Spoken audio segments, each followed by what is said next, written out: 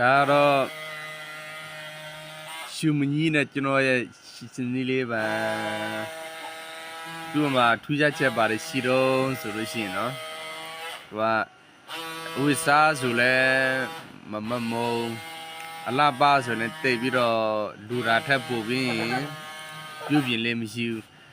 ပေမဲ့တခုပဲနော်တခုပဲစကားမလို့မရဘူးတခုသွားစားမယ်ဆိုတော့ဟာလေး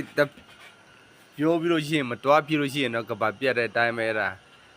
အစားတော့မှလို့လဲဒီခန္ဓာကိုယ်ဒီဝိတ်နဲ့ရောက်ရှိနေတာပါဗျာ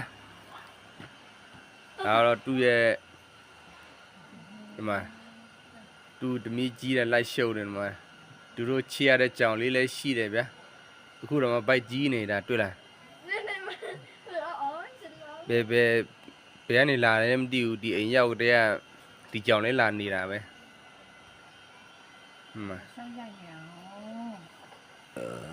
ဒါဒီညကြီးတီးအောင်ပြောပြနေတာလူစုံတုံးရှင်းပြတာသူက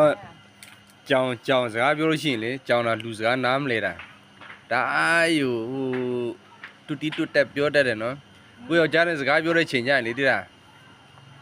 ဟိုကြောက်တုံးယူပဲအခုပတ်ထားတဲ့အတိုင်းပဲ88 cent နဲ့အဲ့ဒါသူကမီးသေးတယ်သူ့ချစ်လားတဲ့တော့ခါကြရင်ဟိုကြောင်တော့ဖြစ်လိုက်ရှင်နေဆိုတော့အဲ့ဒါကျတော့သူကကြောင်မနာလူတာလားတဲ့အခုကဟိုအော်ဒါတွေတိုင်းရှုံနေပေါ့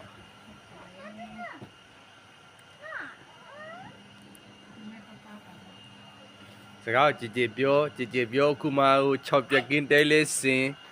ဟိုအတန်ညောင်နာမပြောနဲ့နော်